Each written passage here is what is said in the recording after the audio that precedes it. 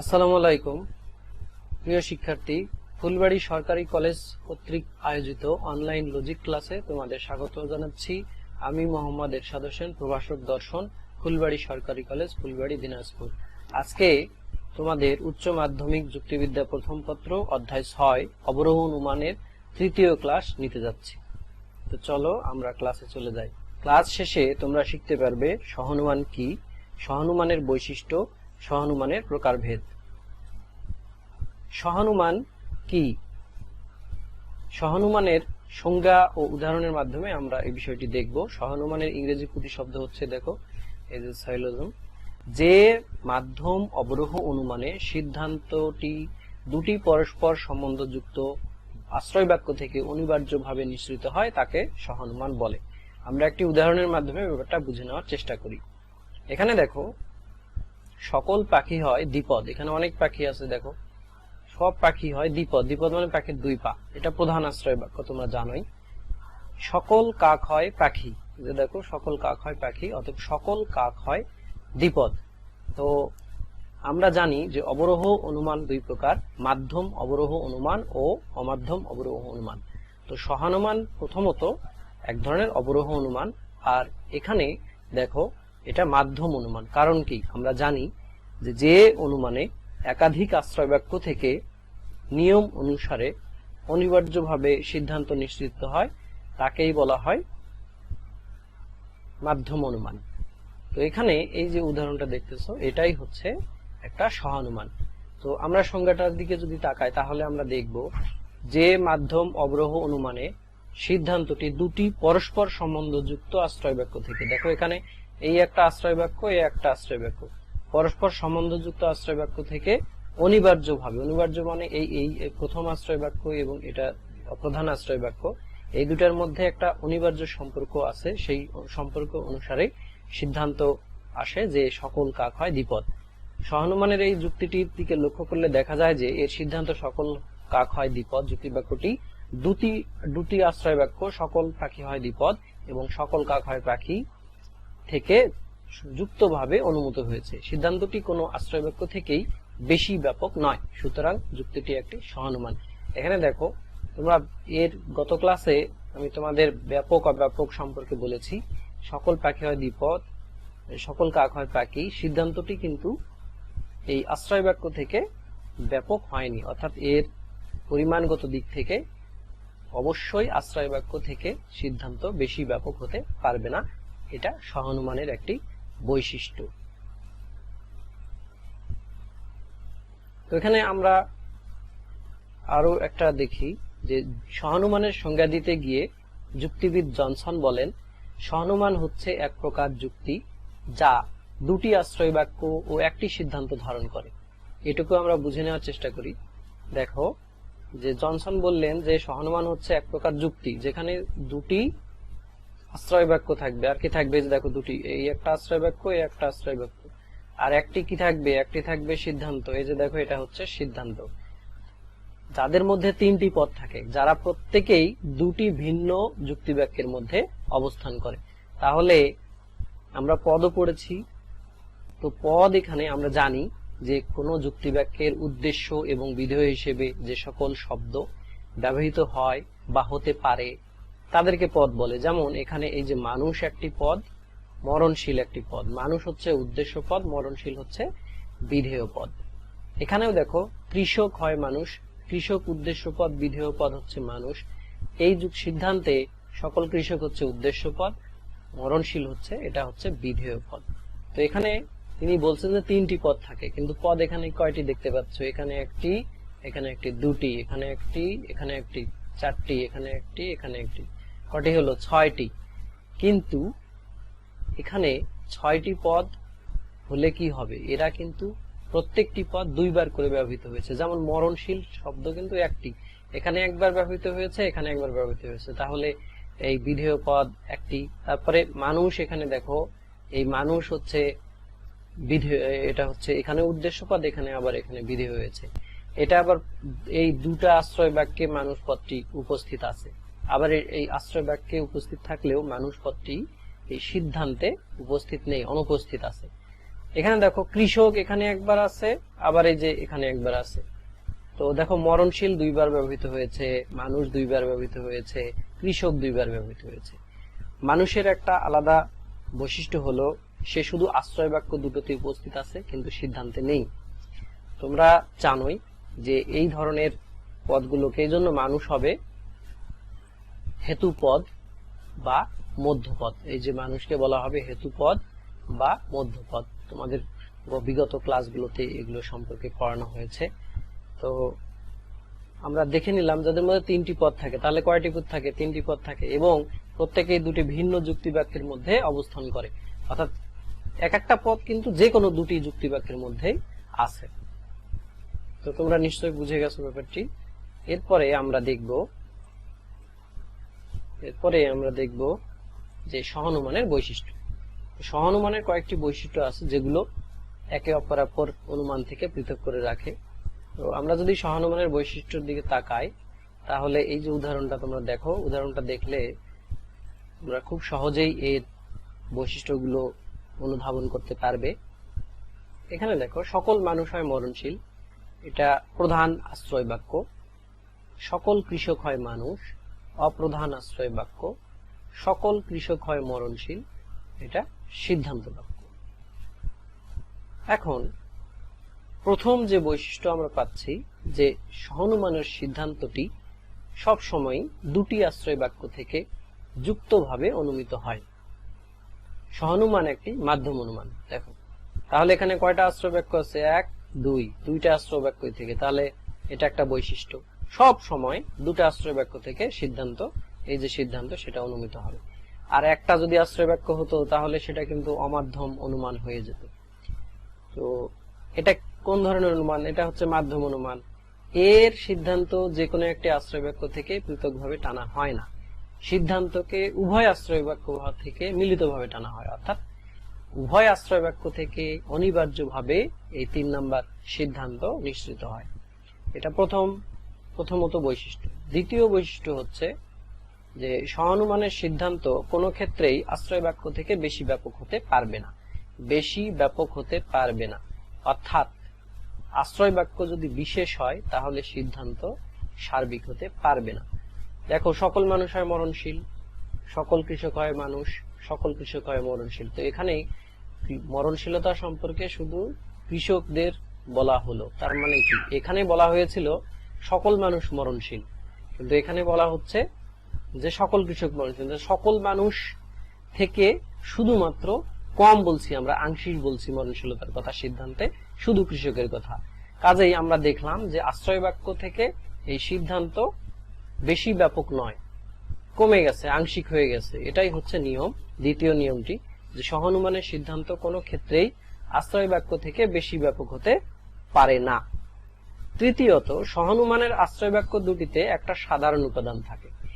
এই যে সাধারণ উপাদান, তোমাদের কিছুক্ষণ আগে আমি বললাম যে আশ্রয় বাক্য দুটো, এই যে প্রথম আশ্রয় বাক্য আর দ্বিতীয় আশ্রয় বাক্য, এই দুটার মধ্যে একটি সাধারণ উপাদান থাকার কথা বলছে। দেখো তো, এই যে সকল মানুষ হয় মরণশীল, সকল কৃষক হয় মানুষ, এর মধ্যে, এই বাক্য দুটোর মধ্যে, এটা আর এটার মধ্যে কি এমন আছে যেটা দুটার মধ্যেই আছে? সাধারণ মানে যা সবার মধ্যে থাকে। তাহলে এই যে দেখো, বুঝে গেছো যে মানুষ পদটি এখানেও আছে, এখানেও আছে। কাজেই সহানুমানের আশ্রয় বাক্য দুটিতে একটা সাধারণ উপাদান থাকে। অর্থাৎ আশ্রয় বাক্যের মধ্যে সাধারণ উপাদান, বা এটাকে সহজ কথায় বলা যায় মধ্যপদ, থাকবে। তাহলে এই বৈশিষ্ট্যটা আমরা দেখলাম। এবার দেখো, চতুর্থত, সহানুমানের সিদ্ধান্তটি আশ্রয় বাক্য দুটি থেকে অনিবার্যভাবে অনুমিত হয়। অনিবার্য মানে হচ্ছে নিয়মতান্ত্রিক ভাবে। তো দেখো, সকল কৃষক হয় মরণশীল, এখানে খেয়াল করার ব্যাপার, এই যে এটা প্রধান আশ্রয় বাক্যের বিধেয় পদকে বলা হয় প্রধান পদ। এটা হচ্ছে প্রধান পদ, এটা প্রধান পদ, এটা প্রধান পদ, এটাকে যদি আমি প্রধান পদ, আর এই যে এটা হচ্ছে অপ্রধান পদ, আর এই মানুষ হলো মধ্যপদ। আমরা জানি যে সিদ্ধান্তের বিধেয়কে বলা হয় প্রধান পদ, এবং এর অবস্থান আমরা এগুলাকে চিহ্নিত করতে পারি। আমরা এটাকে চিহ্নিত করে দিতে পারি যে এটা হচ্ছে এম মানুষ।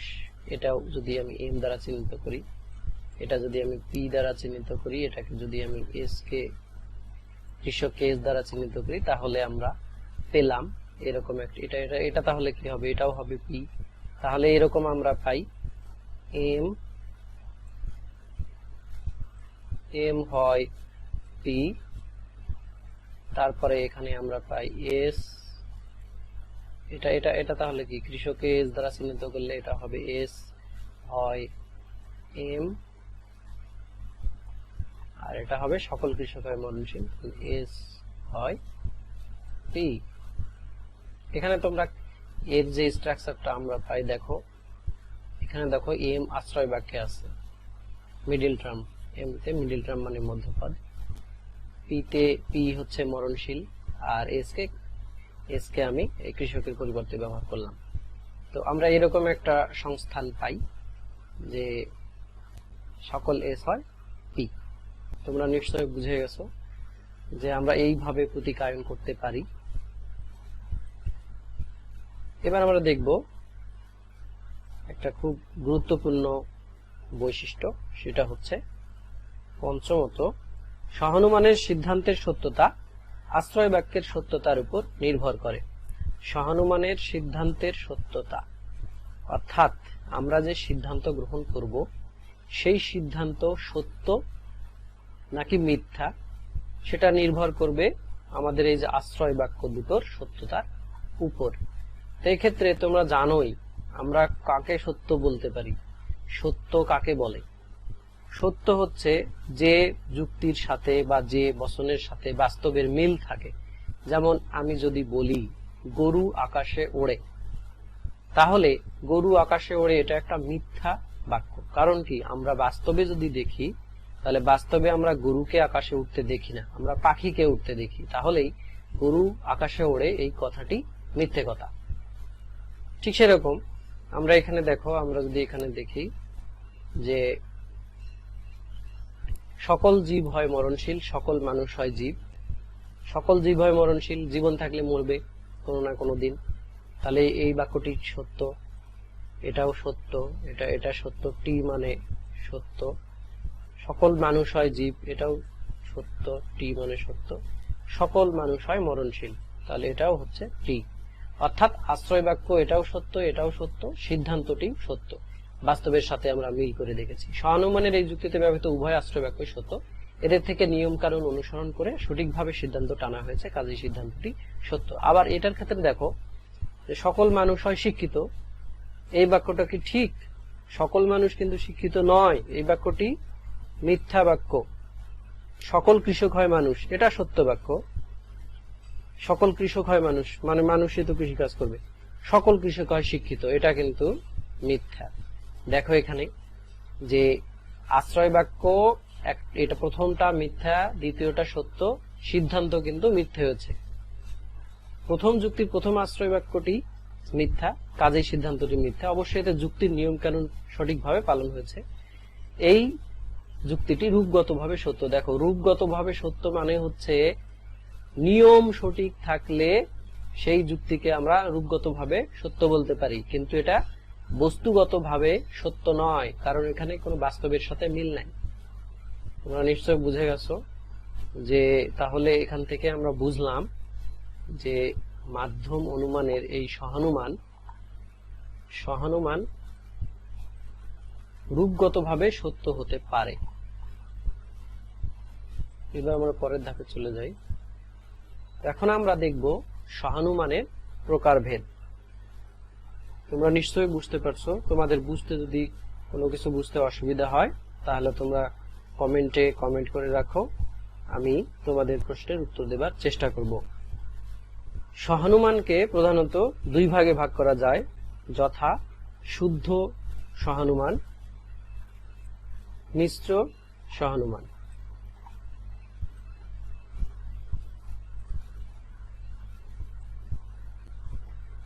শুদ্ধ সহানুমান, মিশ্র সহানুমান। এখন আমরা দেখব যে শুদ্ধ সহানুমান, মিশ্র সহানুমান কাকে বলে। শুদ্ধ সহানুমান, পিওর সহানুমান। যে সহানুমানে সব কয়টি যুক্তিবাক্য একই জাতীয় তাকে শুদ্ধ সমান বলে। একই জাতীয় মানে হচ্ছে, দেখো তোমরা যুক্তিবাক্য জানো যে যুক্তিবাক্য হচ্ছে 4 প্রকার, এ, ই, আই, ও। তো এই যুক্তিবাক্যগুলোর মধ্যে আবার যুক্তিবাক্য আছে যে প্রাকল্পিক, বৈকল্পিক, নিরপেক্ষ। এগুলা কি সরল বচন না? সরল বচনকে নিরপেক্ষ বলা হয়। তো এখানে দেখো সকল মানুষ হয় মরণশীল, এটা একটা সরল বচন, এটাও একটা সরল বচন, এটাও একটা সরল বচন। কাজেই আশ্রয় বাক্য দুটি এবং সিদ্ধান্ত এখানে প্রত্যেকটি হচ্ছে সরল বচন, একই ধরনের বচন আছে। এই ধরনের অনুমান সহানুমানকে আমরা বলবো শুদ্ধ সহানুমান। দেখি আমরা পরের আর অন্যগুলো। এরপর আমরা দেখব মিশ্র সহানুমান। ভালো করে খেয়াল করো যে মিশ্র মানে কি, এটার মধ্যে মিক্স থাকবে, অর্থাৎ যে বচনগুলো আছে সেগুলোর মধ্যে মিক্স থাকবে। দেখো, যে সহানুমানে 3টি যুক্তিবাক্যের সব কয়টি একই জাতীয় নয়, ভিন্ন ভিন্ন জাতীয়, তাকে মিশ্র সহানুমান বলে। যেমন লোকটি হয় সৎ, না হয় নির্বোধ। তারপর দেখো লোকটি নয় সৎ, লোকটি হয় নির্বোধ। তো এই যে লোকটি নয় সৎ, এটা হচ্ছে একটা নর্থক বচন, এটা হচ্ছে একটা সদর্থক বচন। আবার এখানে লোকটি হয় সৎ, না হয় নির্বোধ, তার মানে এটা কি হয় না হয়, এটা এত জটিল একটা বাক্য, তাই না? এটা একটা যৌগিক বাক্য। তো সবগুলোই কিন্তু একই ধরনের হয়নি। এই কারণে আমরা এই যুক্তিটাকে বলতে পারি মিশ্র সহানুমান। এবার আমরা পরের ধাপে যাই, দেখি আর কি আছে। এখন আমরা দেখব শুদ্ধ সহানুমানকে আবার 3 ভাগে ভাগ করা হয়েছে: শুদ্ধ নিরপেক্ষ সহানুমান, শুদ্ধ প্রাকল্পিক সহানুমান, শুদ্ধ বৈকল্পিক সহানুমান। আমরা উদাহরণের মাধ্যমে ব্যাপারগুলো বুঝে দেখি। তোমরা বারবার মনে রাখার চেষ্টা করবে শুদ্ধ সহানুমান আবার 3 প্রকার। তাহলে প্রথমত আমরা সহানুমানকে 2 ভাগে ভাগ করলাম, মিশ্র আর শুদ্ধ। শুদ্ধকে আবার 3 ভাগে ভাগ করা হচ্ছে: শুদ্ধ নিরপেক্ষ, শুদ্ধ প্রাকল্পিক, শুদ্ধ বৈকল্পিক। শুদ্ধ নিরপেক্ষ সমান হচ্ছে যে শুদ্ধ সহানুমানের 3টি যুক্তিবাক্যের সবকটি নিরপেক্ষ যুক্তিবাক্য, তাকে নিরপেক্ষ সহানুমান বলে। দেখো এখানে এই যে 3টা যুক্তিবাক্য দেখতেছো, সকল মানুষ হয় দ্বিপদ, এগুলা কি সবগুলো নিরপেক্ষ। নিরপেক্ষ মানে কি, যে যুক্তিবাক্যের উদ্দেশ্য একটি, বিধেয় একটি থাকে, কোনো শর্ত থাকে না, তাকে বলা হয় নিরপেক্ষ সহানুমান। রফিক হয় একজন মানুষ, রফিক হয় দ্বিপদ। শুদ্ধ প্রাকল্পিক সহানুমান। প্রাকল্পিক বাক্য মানে কি, যে বাক্যের মধ্যে, এটা প্রাকল্পিক বাক্যকে বলা হয় শর্তমূলক বাক্য। যদি চাহিদা বাড়ে, যে বাক্যের সামনে যে বাক্য যদি তাহলে দ্বারা সংযুক্ত থাকে, তাকে বলা হয় প্রাকল্পিক বাক্য। যে যদি আছে, তারপর তাহলে আছে, শর্তমূলক বাক্য মূলত। তাহলে এই ধরনের সবকটাই দেখো, এটাও শর্তমূলক, এটাও শর্তমূলক, এটাও শর্তমূলক বা প্রাকল্পিক। এই জন্য এর নাম হয়েছে শুদ্ধ প্রাকল্পিক সহানুমান। শুদ্ধ বৈকল্পিক, দেখো হয় না হয় এই ধরনের কথা যদি থাকে, হয় না হয় অথবা এই ধরনের বাক্য যদি সংযোজক দ্বারা যদি কোনো যুক্তি বাক্য সংযুক্ত হয়, তাহলে সেগুলোকে বলা হয় বৈকল্পিক যুক্তি বাক্য। তো এখানে দেখো লোকটি হয় সৎ, না হয় নির্বোধ, অর্থাৎ দুইটা সৎ হবে আর না হলে নির্বোধ হবে, যে কোনো একটা হবে। এখানে বৈকল্পিক যুক্তি, এটা যে এখানে বিকল্প আছে, সৎ হতে পারে অথবা নির্বোধ হবে। লোকটি হয় সৎ, না হয় লাজুক, লোকটি হয় লাজুক, না হয় নির্বোধ। তাহলে এই তিনটাই কিন্তু বৈকল্পিক বাক্য। এই কারণেই এর নাম হয়েছে শুদ্ধ বৈকল্পিক সহানুমান। দেখি এগুলো মুছে দেব। এবার আমরা দেখব মিশ্র সহানুমান আবার 3 ভাগে বিভক্ত: প্রাকল্পিক, নিরপেক্ষ সহানুমান। অর্থাৎ মিশ্রের মধ্যে দেখো যুক্তিবাক্যগুলো প্রাকল্পিক এবং নিরপেক্ষ দুটার যদি মিক্সিং থাকে, সেই ধরনের, সেটা হবে প্রাকল্পিক নিরপেক্ষ সহানুমান। বৈকল্পিক নিরপেক্ষ, বৈকল্পিক বাক্য এবং নিরপেক্ষ বাক্য মিলে যদি সহানুমান হয়, তাহলে হবে বৈকল্পিক নিরপেক্ষ সহানুমান। এবং এটা হচ্ছে যে আর কি বিকল্প সহানুমান। তো এগুলো আমরা পরে আলোচনা করব, এগুলো আলোচনা আমাদের লাগবে না। এখন আমরা কিছু প্রশ্ন দেখব, যে প্রশ্নগুলো যে মিশ্র সহানুমান আবার 3 ভাগে বিভক্ত: প্রাকল্পিক, নিরপেক্ষ সহানুমান। প্রাকল্পিক নিরপেক্ষ মানে হচ্ছে যে এর মধ্যে প্রাকল্পিক বাক্যও থাকবে, নিরপেক্ষও থাকবে। বৈকল্পিক নিরপেক্ষ হচ্ছে বৈকল্পিক নিরপেক্ষ মিলে যা হয়, আর বিকল্প সহানুমান উভয় তিনটায় যদি তিন প্রকার বাক্য যদি একসাথে থাকে, তিনটা তিন রকম হয়, তাহলে এরকম বিকল্প সহানুমান হয়। এগুলো আমরা পরে জানবো। এখন আমরা আমি আজকে তোমাদের যা পড়াচ্ছি, যা পড়ানো হলো, তা থেকে বিভিন্ন বোর্ডে যে প্রশ্নগুলো এসেছে সেই প্রশ্নগুলো এখন আমরা দেখব। দেখো, এই প্রশ্ন এসেছে সহানুমান কি। এটা দেখো ঢাকা বোর্ডে আসছে, দিনাজপুর বোর্ডে আসছে, খুব গুরুত্বপূর্ণ প্রশ্ন, তোমাদেরও আসতে পারে। যে মাধ্যম অবরোহ অনুমানের সিদ্ধান্ত দুটি পরস্পর সম্বন্ধযুক্ত আশ্রয় বাক্য থেকে অনিবার্যভাবে অনুমিত হয় তাকে সহানুমান বলে। তাহলে সহানুমান কিরকম? উদাহরণের মাধ্যমে আমি তোমাদের দেখিয়েছি যে দুটো আশ্রয় বাক্য থেকে একটা সিদ্ধান্ত আসে, সেটাই। এখন একটি সহানুমানে কয়টি যুক্তি বাক্য থাকে? তাহলে একটি সহানুমানে কয়টি যুক্তি বাক্য থাকবে? অবশ্যই তিনটি যুক্তি বাক্য থাকবে। দুটা হলো আশ্রয় বাক্য আর একটি হচ্ছে সিদ্ধান্ত। এটা খ নাম্বার প্রশ্ন হয়ে আসে 2 মার্চের। সহানুমানের সিদ্ধান্ত আশ্রয় বাক্য হতে বেশি ব্যাপক নয় কেন? আমরা সহানুমানের বৈশিষ্ট্য পড়েছি যে সহানুমানের সিদ্ধান্ত আশ্রয় বাক্য থেকে বেশি ব্যাপক নয় কেন? নয়, হতে পারে না। কেন হতে পারবে না? আমরা দেখি সহানুমান অবরোহ অনুমান হওয়ার কারণে, যেহেতু সহানুমানটা হচ্ছে এক ধরনের অবরোহ অনুমান। অবরোহ মানে কি? বেশি থেকে কমে যাওয়া বা আশ্রয় বাক্যের সমান হওয়া, কিন্তু কখনোই আশ্রয় বাক্য থেকে সিদ্ধান্ত বেশি ব্যাপক হতে পারবে না। এটাই তো অবরোহ অনুমানের বৈশিষ্ট্য। আর এই কারণেই যেহেতু সহানুমান অবরোহ অনুমান, সেজন্যই আশ্রয় বাক্য থেকে সিদ্ধান্ত কখনোই বেশি ব্যাপক হতে পারে না। আমরা যদি এটা দেখি যে সকল মানুষ হয় মরণশীল, ঋণা হয় একজন মানুষ হতে ঋণা হয় মরণশীল। এখানে দেখো আশ্রয় বাক্য এটা ছিল সার্বিক, এটা আবার বিশেষ, সিদ্ধান্ত হয়েছে বিশেষ। এই অনুমানের সিদ্ধান্ত আসলে কম ব্যাপক। এটাকে সহানুমানের একটা দৃষ্টান্ত হিসেবে উল্লেখ করা যায়। সহানুমান 3টি পদ প্রয়োজন কেন? সহানুমানে আমি দেখলাম মোট 3টি পদ 2 বার করে ব্যবহৃত হয়, এজন্য 6টি পদ থাকলেও পদ আসলে 3টি। সহানুমান একটি মাধ্যম অনুমান হয়, এখানে 3টি পদের প্রয়োজন হয়। আমরা জানি প্রতিটি সহানুমানে 2টি আশ্রয় বাক্য, একটি সিদ্ধান্ত থাকে। প্রতিটি পদেই 2 বার করে বসে। পদ 3টি হলো প্রধান পদ, অপ্রধান পদ ও মধ্যপদ। মাধ্যম অনুমান হওয়ার কারণে প্রতিটি পদ 2 বার ব্যবহৃত হয়। উদাহরণ হিসেবে যদি আমরা দেখি সকল মানুষ হয় মরণশীল, এটা প্রধান আশ্রয় বাক্য। রহিম হয় একজন মানুষ, এটা অপ্রধান আশ্রয় বাক্য। অতএব রহিম হয় মরণশীল, এটা সিদ্ধান্ত বাক্য। এখানে দেখো, এখানে মরণশীল হচ্ছে প্রধান পদ। প্রধান পদ কোথায় উপস্থিত থাকে? সিদ্ধান্তের বিধেয় হিসেবে। এখানে সকল মানুষ, মানুষ হচ্ছে এখানে মধ্যপদ, মিডিল টার্ম। আর এই রহিম হলো অপ্রধান পদ। এই জন্যই যেহেতু আমরা 2টি আশ্রয় বাক্য থেকে অনিবার্যভাবে একটা সিদ্ধান্ত অনুমান করব, আর সেজন্যই এখানে 3টি পদই থাকতে হয়। 3টি পদ না থাকলে প্রথম আশ্রয় বাক্য, দ্বিতীয় আশ্রয় বাক্য থেকে সিদ্ধান্ত অনুমান করা যাবে না। তোমরা আরেকবার খেয়াল করো যে এখানে আমরা যে এই দুটার, এটা সকল মানুষ হয় মরণশীল, এর প্রেক্ষিতেই তো আমরা নিয়ে আসলাম নতুন একটি বাক্য, রহিম হন মরণশীল। রহিম আর মরণশীলতার মধ্যে যে সম্পর্ক, সেটা কে তৈরি করে দিল? মানুষ হওয়া। মানুষ হলেই সে মরণশীল হবে। রহিম যে একজন মানুষ, এই কারণেই রহিম হবে মরণশীল। এখানে দেখো এই বাক্যে মানুষ কথাটি নেই, কিন্তু এই দুটার মধ্যে মানুষই যোগসূত্র তৈরি করে দিয়েছে। বিয়ের ক্ষেত্রে যেরকম এই মধ্যপদ কিন্তু ঘটকের মতো কাজ করে। বিয়ে বাড়িতে যেরকম ছেলে মেয়ের সম্পর্কে বিয়ের ব্যাপারে ঘটক ভূমিকা রাখে, ঠিক সেরকম আশ্রয় বাক্যগুলো সত্য হলে সিদ্ধান্ত সত্য হয় কেন? আমরা জানি যুক্তি বাক্যের সিদ্ধান্ত আশ্রয় বাক্য থেকে অনিবার্যভাবে নিশ্চিত হয়। এজন্যই আশ্রয় বাক্য সত্য হলে সিদ্ধান্তই সত্য হয়। যদি সিদ্ধান্ত মিথ্যা হয় তাহলে যুক্তি ভুল হবে। আরোহের অনুমানে বস্তুগত সত্যতা অপরিহার্য নয়, বরং অনুমানের আকারগত সত্যতা অপরিহার্য। আশ্রয় বাক্য যদি সত্য হয় তাহলে সিদ্ধান্ত পাওয়া যায়, সেটাও সত্য হয়। সকল মানুষের মানুষ অতএব মরণশীল, এই আশ্রয় বাক্য সত্য হয়, সিদ্ধান্ত সত্য হয়েছে।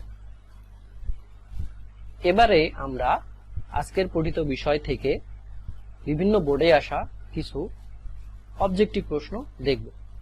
সকল মানুষ হয় ক্রিকেট প্রেমিক, রানা হয় একজন মানুষ, সুতরাং রানা হয় ক্রিকেট প্রেমিক।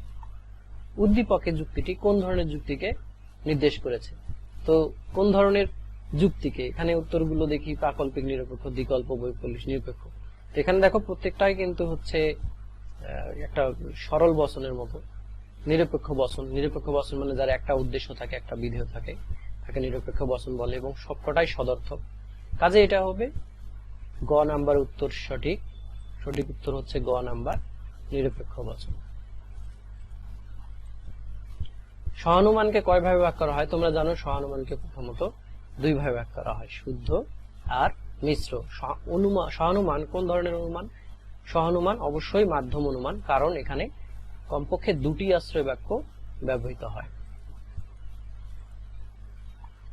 এবার আমরা দেখব যে সহানুমানের আশ্রয় বাক্য দুটি সত্য হলে সিদ্ধান্তটি হবে অবশ্যই সত্য, কারণ আশ্রয় বাক্য সত্য হয়ে সিদ্ধান্ত মিথ্যা হতে পারে না।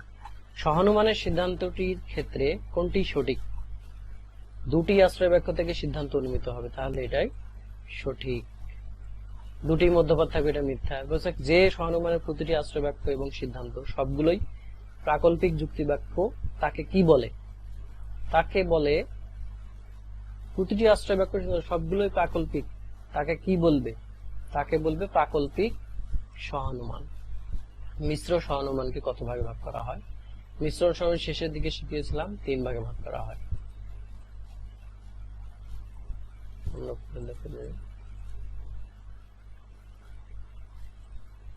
মাধ্যম অনুমানের প্রকৃতি বা বৈশিষ্ট্যগুলো হলো একাধিক আশ্রয় বাক্য থাকে, এটা ঠিক আছে। একটি নতুন বাক্য থাকে, ঠিক আছে, নতুন বাক্যটি সিদ্ধান্ত। একটি সরল পদ, তাহলে এটা ভুল। সরল পদ এটা আসলে আমাদের সাথে মিলছে না, তাহলে আমাদের উত্তর হবে 1 ও 2। যে কোনো সহানুমানে থাকে একটি সিদ্ধান্ত, ঠিক আছে, দুটি মূল আশ্রয় বাক্য, এটাও ঠিক আছে, 3টি যুক্তি বাক্য, এটাও ঠিক আছে, 3টিই থাকে, তাহলে আমাদের উত্তর হচ্ছে ঘ 1, 2, 3।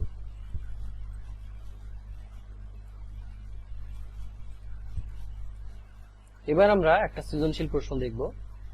নিহাদ হাস ট্রফির বাংলাদেশ ও ভারতের মধ্যকার ফাইনাল খেলাটি সরাসরি সম্প্রচারে 2 বোন পলি ও মলি টিভিতে দেখছিল। পলি বলল যদি বাংলাদেশ টস লাভ করে তবে, দেখো এখানে যদি তবে কথাটি আছে, তাহলে যদি তবে যদি থাকে, যদি তবে দ্বারা যুক্ত যুক্তি বাক্যকে কি বলে? প্রাকল্পিক। তো বাংলাদেশ জিতবে, বাংলাদেশ টস জয়লাভ করবে না, অতএব বাংলাদেশ খেলায়ও জিতবে না। মলি বলল অবস্থা দেখে মনে হচ্ছে বাংলাদেশ জিততেও পারে অথবা ভারতেও জিততে পারে, আমার বিশেষ ভারত জিতবে না, অতএব বাংলাদেশ জিতবে। তো এখানে দেখো, এখানে কিন্তু একটি যুক্তি আমরা দেখতে পাচ্ছি।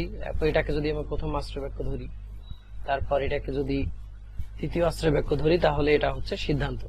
তাহলে আমরা দেখতে পাচ্ছি যে এখানে 2টা আশ্রয় বাক্য থেকে একটা সিদ্ধান্ত নিয়ে আসা হয়েছে। আবার প্রথম আশ্রয় বাক্য, এখানে দেখো এটা আবার হচ্ছে একটা প্রাকল্পিক বাক্য, এটা হচ্ছে নিরপেক্ষ বাক্য। আবার এখানে বাংলাদেশ খেলায়ও জিতবে না, মলি বলল, অতএব বাংলাদেশ খেলায়ও জিতবে না। তার মানে এখানে কি? এখানে হচ্ছে নিরপেক্ষ বাক্য এবং প্রাকল্পিক বাক্য মিক্স আছে। তো আমরা প্রশ্নগুলোর দিকে দিয়ে তাকাই। সহানুমান কি? তাহলে এটা আজকের পড়া থেকে কমন এসেছে। মিশ্র সহানুমানের প্রকারভেদ দেখাও। মিশ্র সহানুমানকে 3 ভাগে ভাগ করা হয়। তারপরে উদ্দীপকের মলির বক্তব্য কোন ধরনের সহানুমানের ইঙ্গিত দেয়? এটা আমাদের আসে নাই, এটা আজকে পড়ানো হয়নি। তো আমরা দেখি এবং উত্তরগুলো। এখানে যে মাধ্যম অবরোহ অনুমানে বিধিসঙ্গতভাবে 2টি আশ্রয় বাক্য থেকে একটি সিদ্ধান্ত নিশ্চিত হয় তাকে সহানুমান বলে। খ নাম্বার প্রশ্নের উত্তর হচ্ছে যে সহানুমানে আশ্রয় বাক্য সিদ্ধান্ত বিভিন্ন সম্পর্ক বিশিষ্ট হয় তাকে মিশ্র সহানুমান বলে। মিশ্র সহানুমান হচ্ছে 3 প্রকার: প্রাকল্পিক নিরপেক্ষ, বৈকল্পিক নিরপেক্ষ আর দ্বিকল্প সহানুমান। আমরা এবার গ নাম্বার প্রশ্নের উত্তরটা দেখি। মলির বক্তব্য মিশ্র বৈকল্পিক নিরপেক্ষ সহানুমানের ইঙ্গিত দেয়। যে মিশ্র সহানুমানের প্রধান আশ্রয় বাক্য একটা বৈকল্পিক যুক্তি বাক্য এবং অপ্রধান আশ্রয় বাক্য সিদ্ধান্ত নিরপেক্ষ হয় তাকে মিশ্র বৈকল্পিক নিরপেক্ষ সহানুমান বলে। আমরা দেখতে পেয়েছি যে প্রথম আশ্রয় বাক্যটি ছিল বৈকল্পিক, অপ্রধান আশ্রয় বাক্য সিদ্ধান্ত নিরপেক্ষ হয়েছে। কাজে মিশ্র বৈকল্পিক নিরপেক্ষ অনুমান অনুযায়ী প্রধান আশ্রয় বাক্যে যে কোনো একটি বৈকল্পিক অস্বীকার করে সিদ্ধান্তে অন্য বিকল্পকে স্বীকার করা যায়।